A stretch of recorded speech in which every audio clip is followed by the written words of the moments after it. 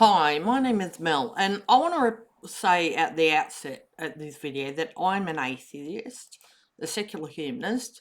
I'm Australian, so the amount that I care about any of this is negligible. But apparently, there is this conversation going on, mostly amongst creationists, I think, about when were angels created and when did Satan fall. And I think creationism obviously did not occur, so it's a really silly discussion, but apparently this is what's going on. So I'm going to try and present the most peer-reviewed picture from biblical studies, Second Temple literature, and historical critical scholarship that is very different from some popular Christian stories. The short version of all of this is that scripture never gives a date for the creation of angels or any proposed historical fall of Satan, and the idea that Satan is a fallen angel develops gradually over centuries. So, when were angels created? There's no explicit verse in the Hebrew Bible that says when angels were created. Scholars reconstruct the timeline from indirect clues and ancient interpretations. The Hebrew Bible, the Old Testament, Genesis 1 does not mention angels being created. The earliest texts assume angels already exist as part of God's heavenly court, like, for example, Job 1 to 2, 1 Kings 22. Most scholars conclude that Genesis, or whoever the people that wrote it and multiply edited Genesis, were not concerned with angels' origin, only with the creation of probably the physical world, the earth. Second Temple Jewish literature, 300 BCE to 100 CE.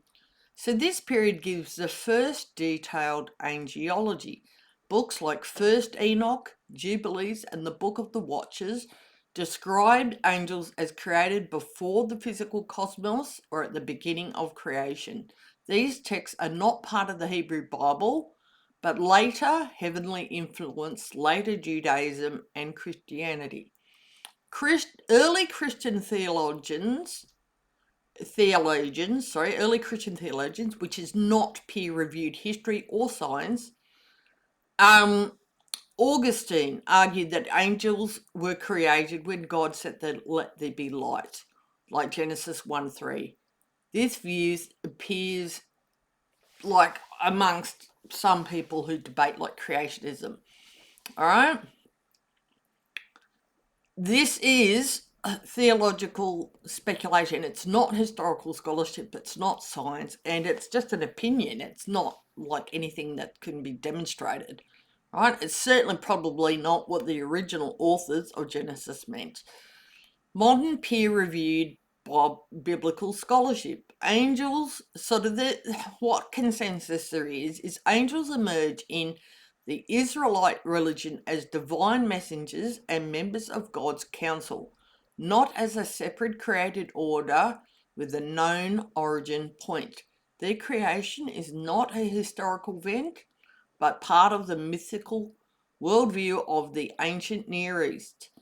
So, from a scholarly perspective, angels appear in the literature as part of God's heavenly entourage with no datable creation movement. So, when did Satan fall? So, this is where any scholarship diverged sharply from later Christian tradition. In the Hebrew Bible, Satan does not fall. In Job 1 to 2, the Satan is a title meaning accuser. He works for God as a prosecutor. There is no rebellion, no pride, no fall, and no expulsion from heaven. Isaiah 14 and Ezekiel 28 are not about Satan. Popular Christian teaching claims these describe Satan's fall, but peer-reviewed scholarship is unanimous. Isaiah 14 is a taunt song about the king of Babylon. Ezekiel 28 is a lament about the king of Tyre. Neither text refers to any fallen angel. Later interpreters, especially early Christians, reread these passages symbolically. The Christians so just sometimes treated these as literal descriptions of Satan's fall, but that is not the scholarly view.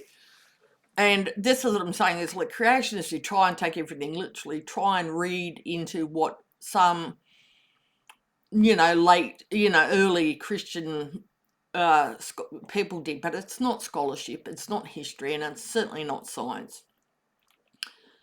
The idea of Satan as a rebel angel develops in the Second Temple period.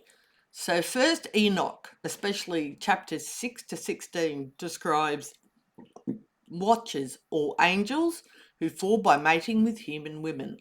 These fallen angels are not Satan, but this story becomes a seed for later demonology. New Testament development.